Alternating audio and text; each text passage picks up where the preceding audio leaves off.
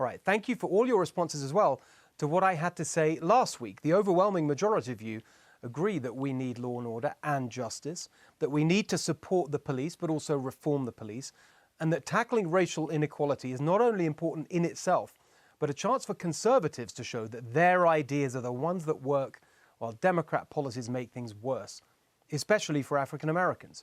My great fear is that because the Democrats have been shouting the loudest about justice and equality, people who support the right cause, equal opportunity for Americans of all races, will vote the wrong party. Look at the record on law enforcement. As we showed you last week, some of the worst examples of police brutality have happened in places run by Democrats for years. We saw it again just this weekend with the shooting we were just discussing in Atlanta. Who's in charge of the police there? A Democrat mayor and a Democrat city council. They've run the city for years. Yes, they've now fired the cop who killed Rayshard Brooks, but they also hired him. They trained him. They could have done anything they wanted to reform police practices, but they didn't. Democrats' past record on policing is bad enough, but their new policies are even worse. Defund the police is fast becoming their actual position. Already, 55% of Democrats say they support it, according to a poll released Friday. AOC is pushing it, of course, and although Biden says he's not for it now, look at how she's pushed him on climate change, abortion, and Medicare for all. We know who will be the puppet masters in a Biden presidency, the congressional co-chairs of his policy groups. AOC, Bobby Scott, Karen Bass, Marsha Fudge, Pramila Jayapal, Lucille Roy Bal-Allard. It's official. In a Biden administration, the loony left will be in charge of policy. People who want to defund the police. If you take away the funds, how does it exist? This is about abolishing the police. Meanwhile, the president signaled this week his commitment to limit use of force and lead the way on police reform with an executive order expected soon. That is great news, and his supporters will be right behind him. But let's make sure it's real reform, not window dressing, like the bill the House Democrats published this week. They talk about banning chokeholds, requiring de-escalation, using deadly force only as a last resort. But that's all in place now. The trouble is that some officers ignore it.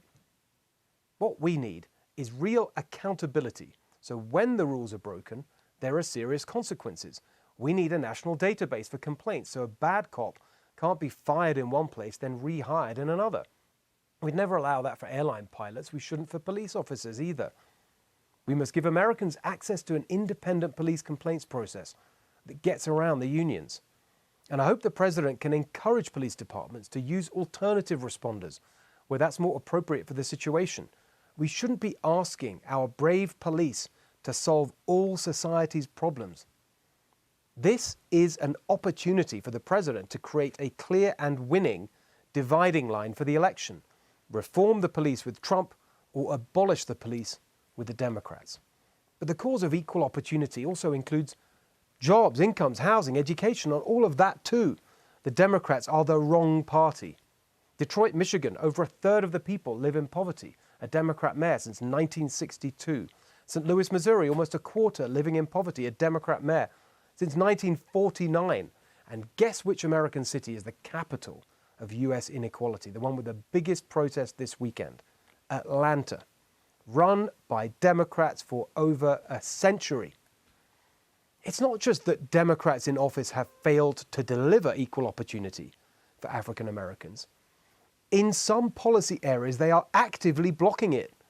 We know that one of the best ways to give black kids opportunity is charter schools.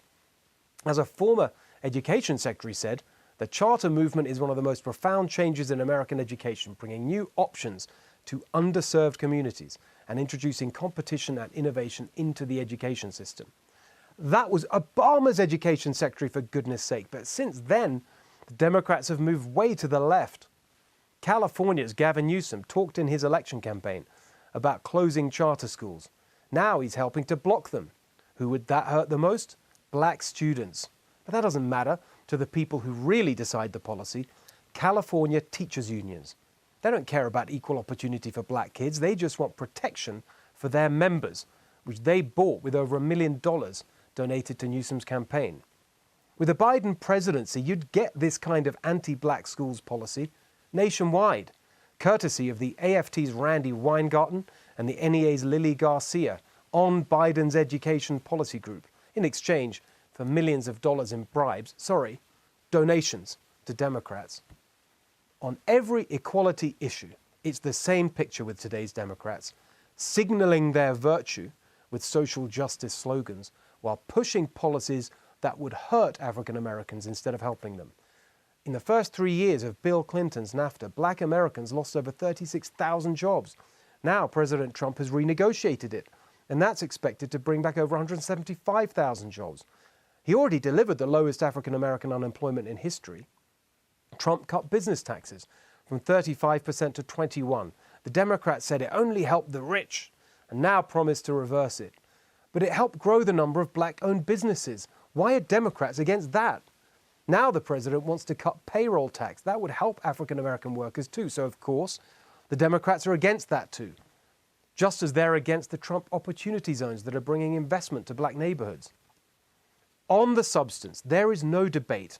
The party with the right policies to advance the right cause, equal opportunity for all races, is the Republican Party. That's why the Democrats don't want you to look at the substance, whether it's their past record or future policies. Instead, they're all about the symbols. And has there ever been a more nauseating spectacle of empty gesture politics than Nancy Pelosi and her crew parading in African garb in the Congress last week? One leg kneeling for a photo op, while the other kicks African Americans down the ladder of opportunity with the Democrats' anti-black policies on education, the economy, and all the rest. And now they're seriously trying to tell us that the person who will heal our racial divide is their newly confirmed presidential nominee, Joe Biden. The same Joe Biden who said that certain desegregation policies would cause his children to grow up in a racial jungle. The same Joe Biden who helped destroy countless families and communities by locking up millions of black men with a 1994 crime bill whose injustices President Trump reversed. Yes, the same Joe Biden that said all of these terrible things. I mean, you got the first sort of mainstream African American who is articulate and bright and clean and a nice-looking guy. I mean, that's a storybook, man. In Delaware, the largest growth in population is Indian Americans moving from India. You cannot go to a 7-Eleven or a Dunkin' Donuts unless you have a slight Indian accent. I'm not joking. Poor kids are just as bright and just as talented as white kids. If you have a problem figuring out whether you're for me or Trump, then you ain't black. The Democrats' policies, judged by their impact, systematically disadvantage African Americans. The Democratic Party, judged on its record, has institutionally disadvantaged African Americans. And the Democrats' presidential candidate has been making racially offensive statements himself for decades. But symbols do matter. By defending offensive symbols, Republicans can concede the substantive policy debate to the Democrats. Conservatives care about their community, their neighbors, about good manners and respect. It's just disrespectful to our African American neighbors to maintain statues in public places that cause not just offense but real distress. And it's disrespectful to our Native American neighbors to glorify the man who they see as having committed genocide on their ancestors. None of this is to erase history. Put it all in a museum. Let's remember it and learn from it. Treat people as you would want to be treated. The same goes for the military bases. What's wrong with Camp George Washington or Camp Ulysses Grant? Yes, make Juneteenth a federal holiday. Symbols matter, and you'll never win on the substance unless you understand that. Do not let the Democrats get away with their con trick. President Trump should take the lead, meet the moment, and show everyone that it's his party, the Republican Party, that has the right ideas and the real commitment to bring equal opportunity to every American of every race.